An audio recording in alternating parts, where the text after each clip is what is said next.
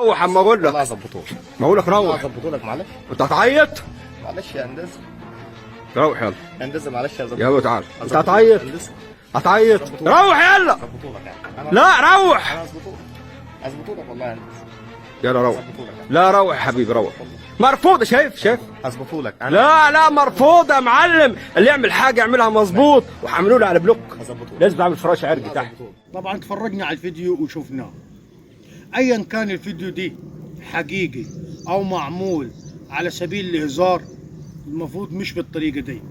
اهانه عامل سواء في الغربه او داخل بلاده، العامل كرامة الجيد من نفسه، انك انت تحترم اللي حواليك وتحترم العامل اللي شغال معاه. ما ينفعش انك انت تهين عامل، وخاصة لما يكون في الغربة.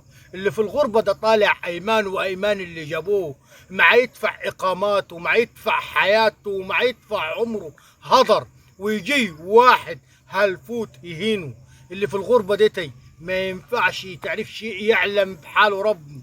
مصاريف من البيت، مصاريف من الإقامة، مصاريف النفسه، مصاريف الأولاده، وانت فوق ده كله هتحط عليه وتقول له يلا. هو شغال في التكية بتاعت أبوك، هو شغال في التكية بتاعت اللي جابك. إذا ما كانش عاجبك الشغل بتاعه أو عاجبك العمل بتاعه، انت كان ممكن بكل أدب وبكل احترام تقول له اظبط الشغل، اظبط الوضع، واظبط الأداء، وهو هيظبط الشغل. لكن ما تنفعش تهينه وتقول له يلا من هنا. هو مش شغال عندك، هو مش شغال في التكية اللي خلفها لك ابوك.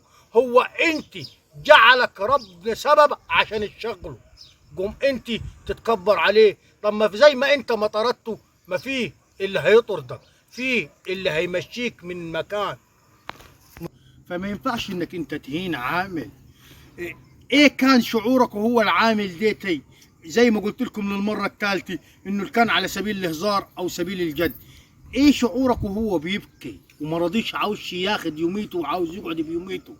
ايه شعورك وايه احساسك؟ ايه احساسك انت لما تذل عامل وتهينه؟ ايه الشعور اللي وصل لك غير انك انت قله منك او عدم احترام منك للاخرين؟ في الفيديو صار جدل معايا انا خاصة، ولكن زادني انفعال.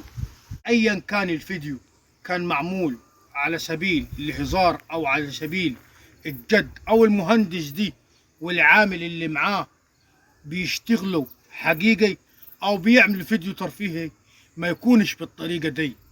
انك انت تتكبر على راجل شغال معاك في العمل بتاعه وتقول له يلا من هنا. هو ما شغالش في التكية بتاعت ابوه ولا شغال في التكية في بتاعت اللي جابك.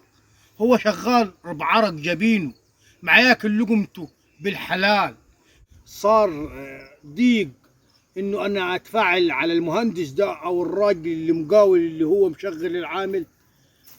فضايقني. احنا ناس كنا في الغربة، كنا نحترم الاخرين والاخرين يحترموني. كانوا الناس الخلايجة اللي احنا شغالين عنديهم وشغالين في بيوتهم كانوا يحترمونا ويقدرونا ويشوفونا عرقانين، يجيبوا لنا العصائر ويجيبوا لنا الاكل ويجيبوا لنا الشرب ويعاملونا باحترام وتقدير، ويقول لك خد نفسك وخد راحتك ويشتغل براحتك. لكن يجي واحد مهندس او واحد مقاول يهين عامل راجل شغال، لما الخليجي ما عملهاش، لما الراجل اللي شغالين ببيته ما عملهاش، تيجي انت تتكبر. ما ممكن ربنا بكره وبعده يزول منك النعمه اللي انت جايبها والناس ما تسترزق من وراك فيه، لانك انت مش كفو ليه. فالفيديو ده زادني انفعالا.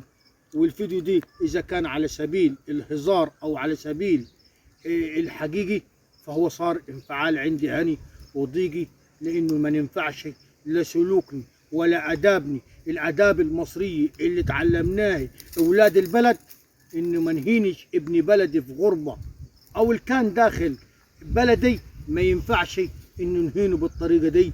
يوم ما يعجبنيش شغله اقول له خذ يوميتك ومع السلامه وما تجينيش تاني. اذا كان ما عجبنيش شغله ونقول له عدل من نفسك وحاول تعدل الشغل دي. لكن نهينه ونقول له اطلع بره، دي مش سلوك واحد تربى في بيته.